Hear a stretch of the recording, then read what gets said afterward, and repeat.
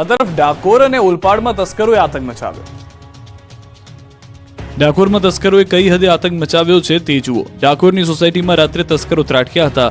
ધરતી રેસિડેન્સીમાં ચોરો ઘૂસ્યા હતા. ચોર તત્વોએ 2 મકાનના તાળા તોડ્યા અને મકાનમાં ઘૂસી ગયા હતા. અંદર જઈને દાગીના કે પૈસા શોધવા માટે આંટા ફેરા કર્યા.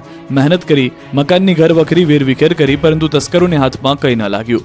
જોકે ચોરોની કિસ્મત ફૂટી કે મકાનમાં કોઈ ઘર વખરી ન હોવાથી તસ્કરોએ લીલા તોરણે પાછું ફરવું પડ્યું. સીસીટીવીના આધારે પોલીસે સમગ્ર બાબતે તપાસ હાથ ધરી છે. આ તરફ સુરતના ઓલપાડમાં તસ્કરોનો તરખાટ યથાવત છે. ઓલપાડ ભટગામ રોડ પર ચોરી થઈ. અયોધ્યા બંગલોઝમાં ચોર ગેંગ ત્રાટકી હતી. સોસાયટીમાં બંદાસ ફરતા ચોર સીસીટીવીમાં કેદ થયા. ચોરોનો ત્રાસ વધતા સ્થાનિકો દ્વારા લોકોને સાવધાન રહેવા મેસેજ ફરતો કરાયો છે. મહેસાણામાં સતત બીજા દિવસે ચાલ્યું બુલડોઝર, 198 દબાણો દૂર. મહેસાણા મહાનગરપાલિકા દ્વારા સતત બીજા દિવસે દબાણ ઝુંબેશ ચાલુ રાખવામાં આવી હતી. મંગળવારે પણ સવારથી શહેરમાં દબાણ હટાવ ઝુંબેશ શરૂ રાખી.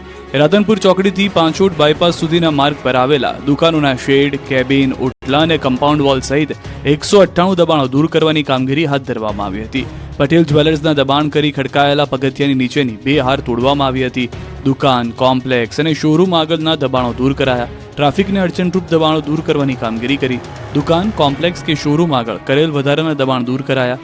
દબાણ હટાવ કામગીરી દરમિયાન કેટલાક વેપારીઓએ સ્વયં પોતાના શેડ અને બોર્ડ દૂર કર્યા હતા, જ્યારે કેટલાક ફૂડ સ્ટોલ માલિકોએ પોતાના ખર્ચે ક્રેન બોલાવી હાઇટ બોર્ડ દૂર કર્યા હતા. 2 દિવસથી બુલડોઝરવાળી થતા મહેસાણામાં દબાણકર્તાઓમાં ફફડાટ ફેલાયો છે. કચ્છથી સમાચાર. માંડવી બીચ પર ફર્યું બુલડોઝર. બીચ પરથી ગેરકાયદેસર દબાણ હટાવાયા. પોલીસ બંદોબસ્ત સાથે તંત્રની કાર્યવાહી જોવા મળી.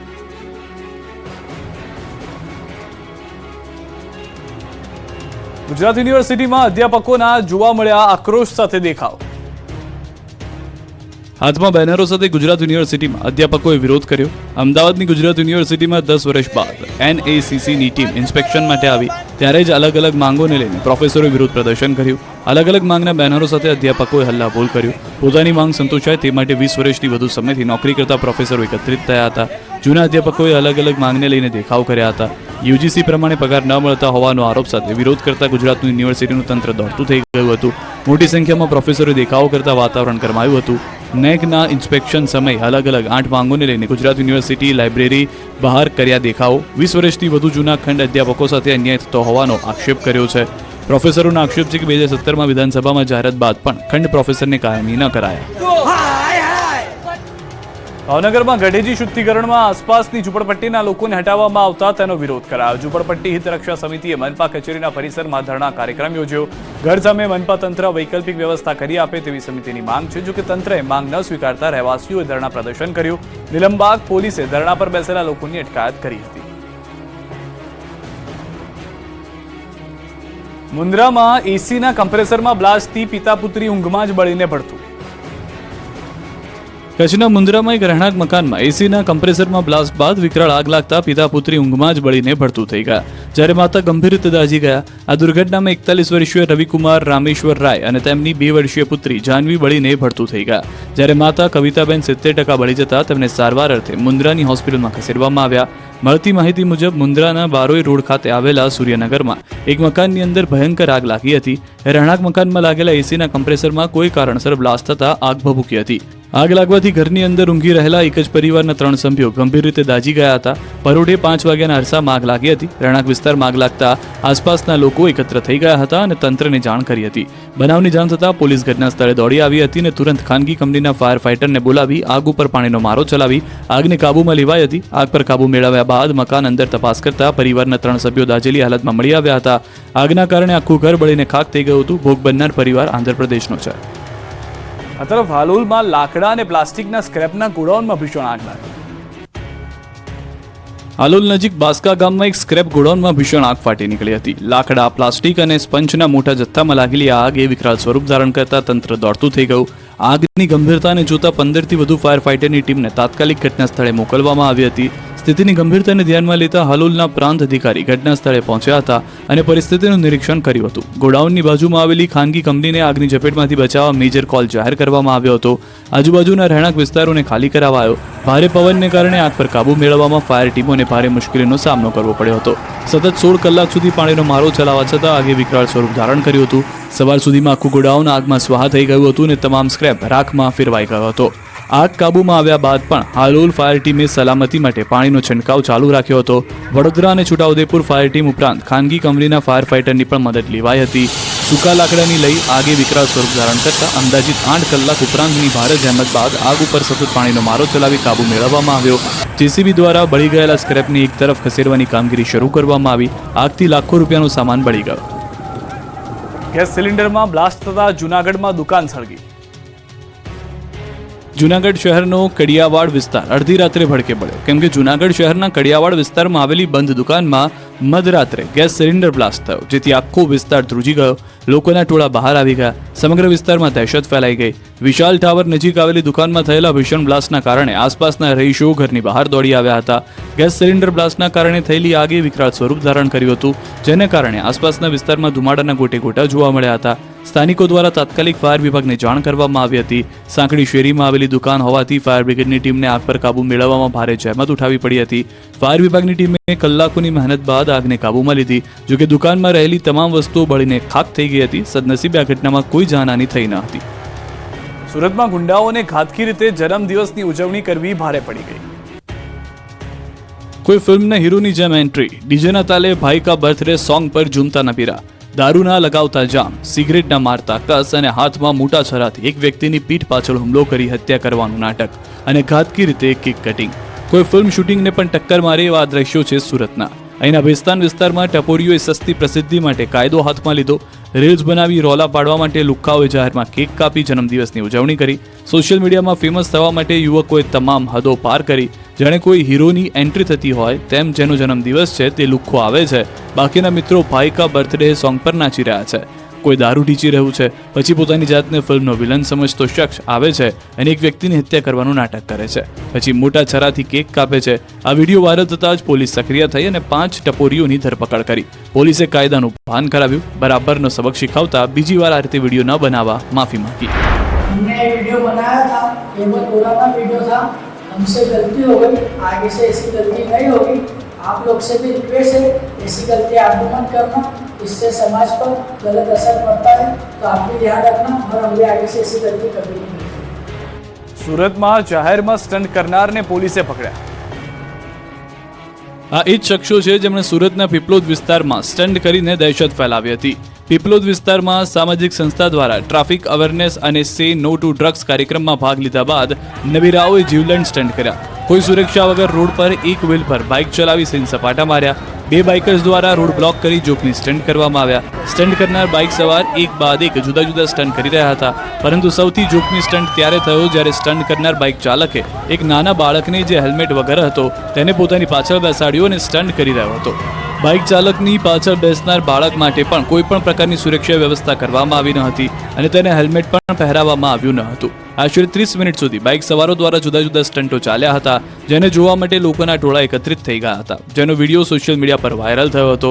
જેથી પોલીસે આ વાયરલ વિડીયોની ગંભીરતાને ધ્યાને લઈ તાત્કાલિક ધોરણે સ્ટન્ટ કરનાર 2 બાઇકર્સની ધરપકડ કરી બંને યુવકોને કાયદાનું ભાન કરાવ્યું. તાપી જિલ્લાના એઝાઝ સૈયદ અને સુરતના અઠવા વિસ્તારમાં રહેતા સલીમ શેખ નામના ઇસમની ધરપકડ કરી કાયદેસરની કાર્યવાહી હાથ ધરી હતી. 26મી જાન્યુઆરીએ દેશભક્તિના બદલે દારૂના ગીત પર નાચ્યા ખેડાના પ્રોફેસર.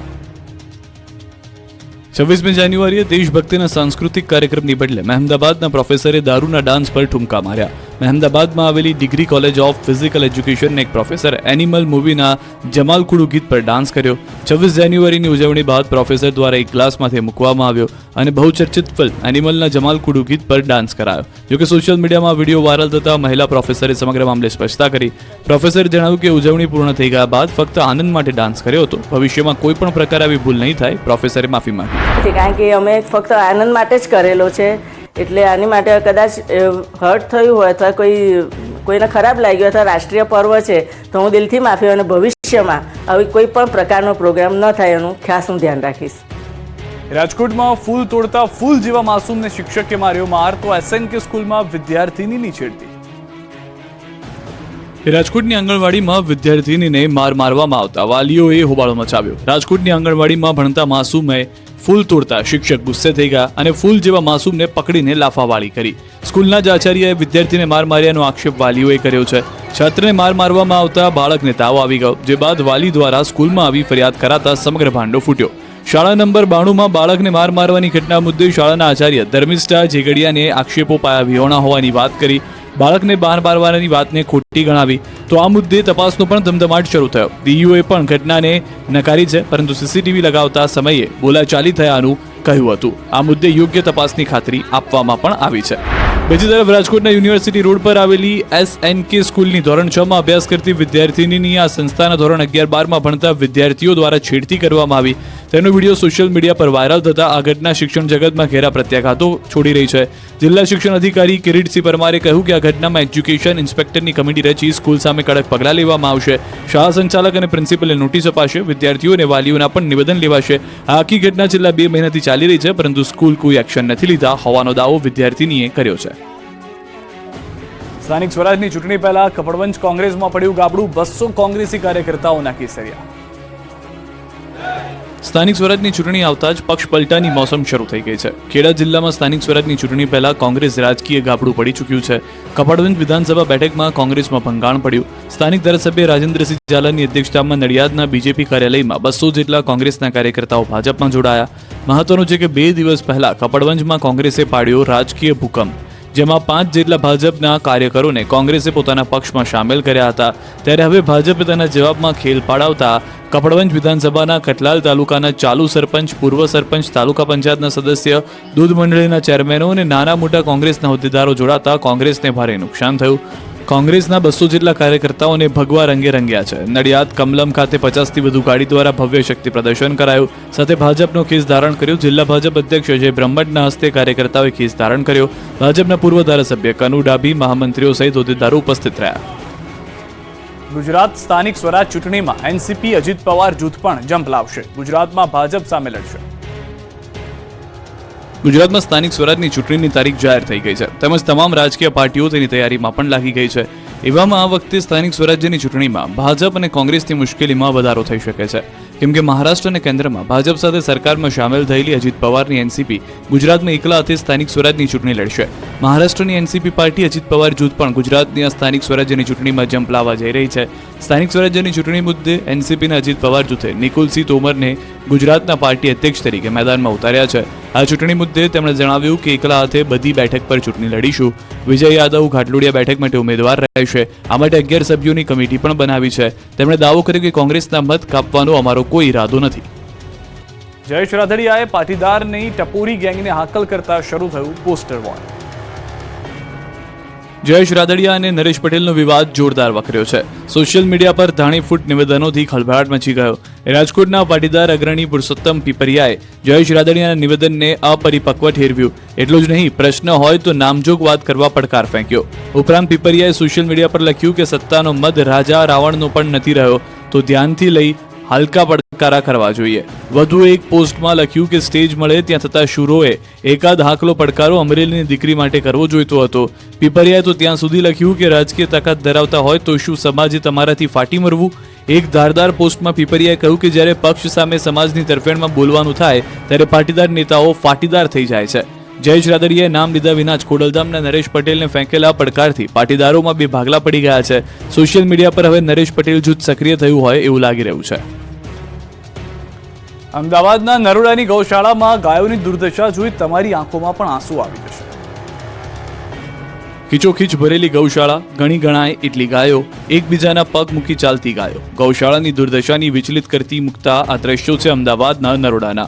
ગૌશાળામાં ગાયોની દુર્દશાનો વિડીયો વાયરલ થતા લોકોમાં ભારે રોષ જોવા મળ્યો.